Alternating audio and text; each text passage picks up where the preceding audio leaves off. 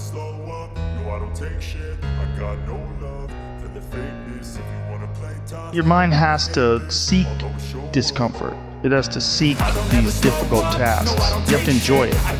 And you have to figure out a way to make your mind enjoy those things. Some people it comes easy, and some people it doesn't. Some people it takes a long time. I always tell people the best thing you could ever do is force yourself to a schedule. Just write it down. Like today I have to do an hour on the treadmill. I have to do an hour, no matter what. Even if you're walking, or when you're doing an hour on a treadmill, the next time you're going to do it, just, okay, you did an hour and this is the amount of miles you got in. Next time you're going to, add 3 miles. Put an extra 3 miles in that 1 hour. And just keep doing things like that. Write down, today I'm going to do 100 push-ups, I'm going to do 100 sit-ups, and I'm going to do 100 chin-ups. That's today. And then force yourself. Force yourself to adhere to a schedule. Make a Monday, Wednesday, Friday workout schedule. Give yourself some time off, Like don't even crush yourself to the point where you can't do it. Make it so that you really appreciate those Tuesdays and Thursdays. But on Monday, Wednesday, and Friday, you're going to get after it, and this is what you're going to do. Most people just try to go work out, and you're kind of aimless, and you show up, and you pick up the jump rope, and you jump a little rope, maybe you hit the heavy bag a little bit, maybe you do some curls, but you don't really have an aim. That's why people like to hire trainers. The trainer will tell you what to do. Well, you can tell yourself what to do. If you don't have money for a trainer, you don't even have to have fucking equipment. With bodyweight squats, sit-ups, chin-ups, push-ups, you could give yourself a brutal full bodyweight workout. And you can find these for free on YouTube. There's a ton of them. There's a ton of these bodyweight workouts you could do. Just force yourself. Write it down. Monday, Wednesday, and Friday, I'm going to do 100 push-ups, I'm going to do 100 chin-ups, 100 sit-ups. Even if it takes me all fucking day. Even if I have to do 10 and 10 and 10 and keep going all day, just that's what you do. 10 push-ups, take a break for 20 minutes, do another 10. But get those 100 in. I don't believe in half-assed things. This life is short. If you get into something, get into it. And if you're not into it, don't be into it. And I think that insanity and greatness are next door neighbors, and they borrow each other's sugar. That's my that's what I've always said. There's something about mastery, like true mastery, that requires you to shut off massive areas of your life. There's a lot of people that are scared of their ability to do something that's difficult. I don't know if I could force myself to be disciplined. I don't know if I could force myself to take that kind of action. Well, if you do force yourself to take that kind of action, you don't have that question anymore. That question, I don't know if I can do it. Well, you're doing it. So you obviously can do it. Can you do it tomorrow? You did it today. Why can't you do it tomorrow? Just do it. You get so much more benefit out of a struggle that you choose to embark in versus a struggle that life throws upon you. Get out there and go and do something. Just go.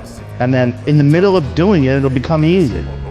Even if it's not easy, even if it's hard, it's easier than not doing it and wishing that you had done it.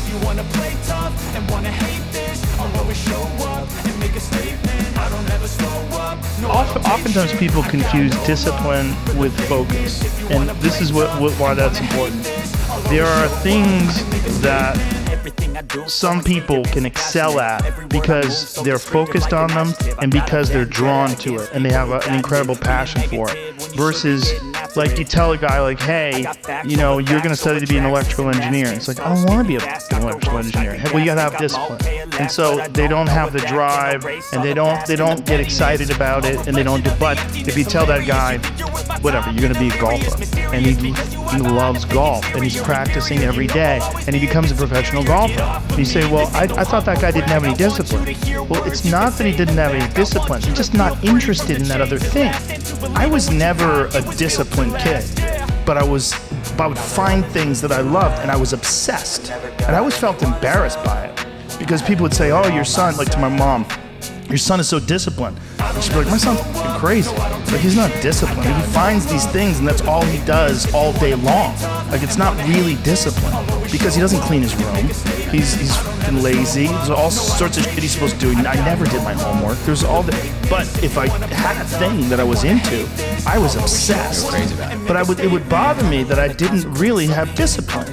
Like, if I had jobs that I had to do, I didn't do a good job at them. Like construction jobs that I had, But when it How came did to you find martial those arts, things, though? How did you find those things? You stumbled upon them? lucky. Just got lucky. Martial arts, I just got lucky. And it clicked with me like almost immediately. I became obsessed, you know, and I wanted to excel at it. And so I was just doing it all day long. And I think the more you choose to embark in these struggles, especially physical and mental struggles, because I consider both martial arts, yoga, and actually even trail running, I consider the mental struggles as much as physical struggles. Like, because I could stop anytime I want. I'm halfway up the hill, I can go, F this. So I'm walking the rest of the way. I call my dog over, put him on the leash. I'm like, we're walking, buddy. You know? But, or you could say, no, this is what I'm doing today. I have a very clear plan in front of me. My plan is we're doing 4 miles today. This is where we start. This is where we end. This is what we're doing. Sometimes when things are really hard to do, you think, oh my God, I gotta stop doing this. But once you do it and you complete it, you have a satisfaction, this sense of satisfaction that you did something really difficult that is irreplaceable.